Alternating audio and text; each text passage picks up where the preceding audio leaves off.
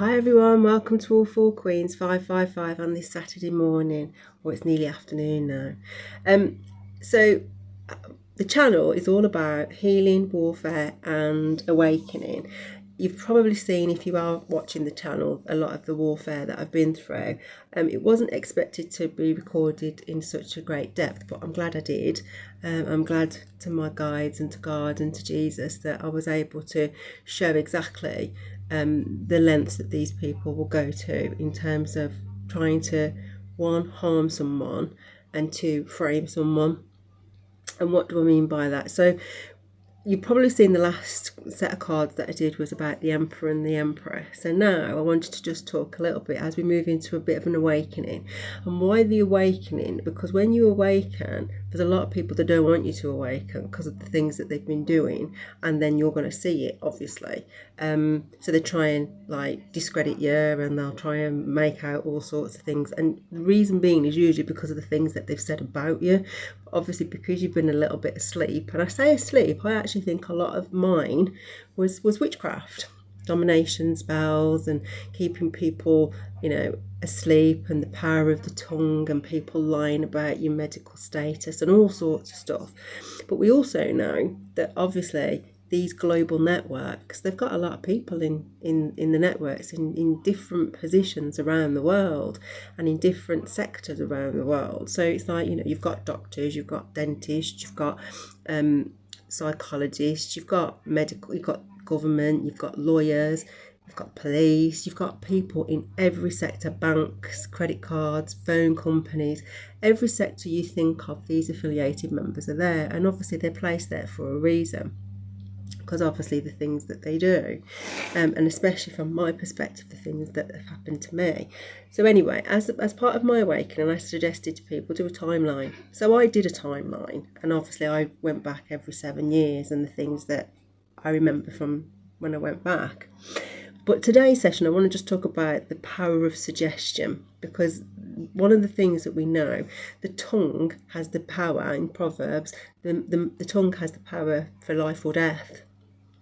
And I'll put the proverb in the description because it's so important that is so true. And on some of the earlier ones I said, thoughts, words and actions are what we measured on in terms of karma.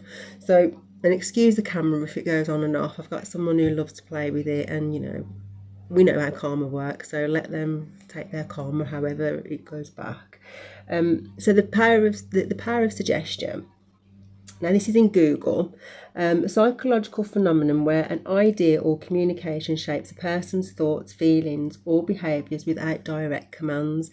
So what we find is that you'll have somebody that will say something to another, not necessarily belittle the person that they're talking about, but plant a subtle thing in there that makes them question something. And that's obviously what goes on when you're in your awakening, because you find out that all sorts of things have been said about you by people very close to you, and you had a feeling because your soul feels something, and you have a gut feeling that something isn't right when you're around certain people, because your body will always tell you that, but you don't actually know the truth until you physically wake up, and then everything smacks you in the face and you realise what people have really been doing. So how it works. Response expectancies. I can't pronounce it, sorry. I have got somebody trying to stop me from speaking, and you'll see that in the collective as well, where people try and stop you from talking. I had so many people hitting me here last night. I was coughing like no one's business last night. When you expect a certain outcome, your brain automatically adjusts your behaviour to bring that anticipation to reality.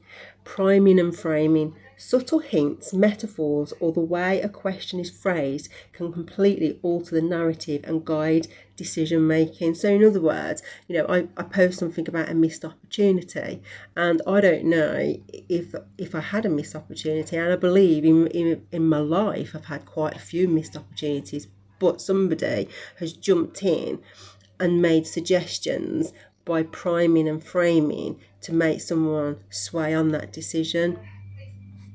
And so obviously, there are things in my life I could probably have had great opportunities with, and they just shut it down.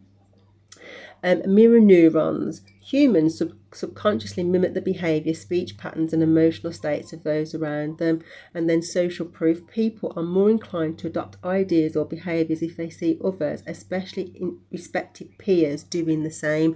Now, we know that a lot of the things that I've experienced have been people with positions of power. And I actually post about follower and leader. And we know that people abuse their positions of power as well. So if somebody in a high position behaves badly and encourages toxic behaviour, then it's quite clear those below are going to do the same, aren't they? And they're not going to think anything of it. The only challenge there is that you cannot get away. You might be able to pay your way out on the physical realm if you've got a big network of official people who like to operate in the dark and not for the betterment of all, in the right way. But what you can't do is buy your way out of your karma, which is your energy that you put out. Hence why we say you reap what you sow.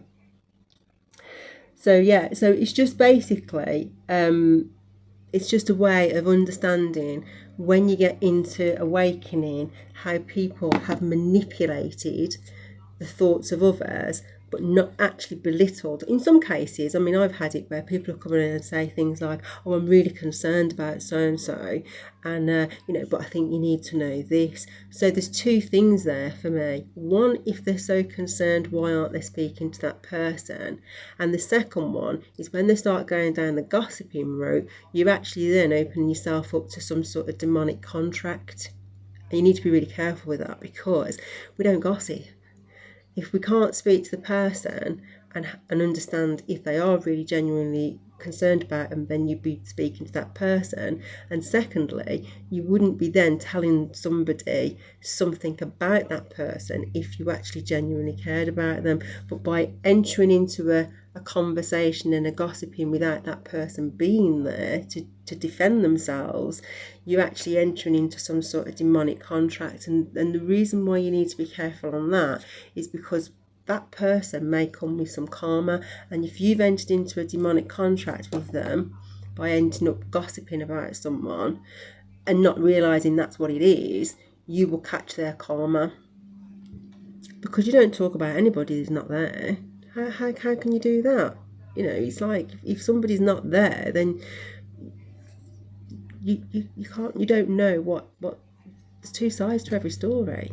So it's just being really mindful of that. So in terms of the power of suggestion, you need to be really, really mindful of the things that people say and the things that they don't say. So from my perspective, some of the things that I've found out that people have said, the amazing claims about mental health, when you look at all the things that I've gone through and the things that people have put me through to try and induce a narrative because of something they said decades ago, which was never true.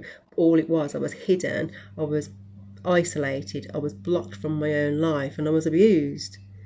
They don't say that though. They'll go around telling everybody how they look after you, but they actually don't, because they've created half of that in the first place. So it's the power of suggestion. You need to be very mindful, which is one of the reasons why I put on one of my other ones is due diligence. People tell you something, go figure it out for yourself. Go do the investigation and have a look and see if what they're actually saying is true. Don't just jump on the bandwagon, because that's what the problem with the world is, isn't it? People jump on the bandwagon, take action, and then find out later that actually what was said wasn't true, but they didn't check it out, and then they end up getting karma for not actually asking the right questions. And when I talk karma, yes, you've got energetic karma, but you've also got the karma that manifests down, and in the physical realm it can be legal consequences. And if you look at some of the things people have done to me, like defamation, that's legal consequences. And fraud, there's legal consequences there. It's not something that you can just sweep under the carpet and it goes away. And if it don't get justice on the physical realm, you'll definitely get justice in the spiritual realm, because they'll just deal with it how they deal with it energetically. So for me, I'm glad that we do have the law, but we also have faith, and faith comes from God, believing that where you won't get justice on the physical, if they're all involved in it, you'll definitely get it in the spiritual realm, because it's energy, and the universe has to balance. Any injustice has to be balanced out, and the negative has to go back to whoever sent it out in the first place. Hence why I say kindness is free, and do unto others as you want done to you, Luke 6:31, because put good stuff out, you're going to get good stuff back. Simple. It's not, I don't think you have to be religious, but the Ten Commandments is more common sense than it is being religious, isn't it? You don't go out and hurt people for the sake of hurting people. It's just not the way it works. So I just want to put that, because I'm going to do another one in a minute about the subliminal adverts, and then obviously I'll build into that as well when we awaken, the things that we need to look at in terms of our lives, and why things are the way they are, and why things have been the way they are. I also posted about a man's biggest enemy is in his household. Now that's obviously a woman's as well. Scripture was written a long time ago, but it is very poignant today, and you do realise that some of the people around you are actually your biggest enemies. They were never there for you. They're some of your biggest enemies, but you learn that as you awaken. So I hope that helps. I'll do another one on the second one, because I don't want to keep it too long, and I'll catch you on the next one, and have a great day. And I'm sending you much healing and so much love. Let's make the world a better place, eh? See you later. Bye.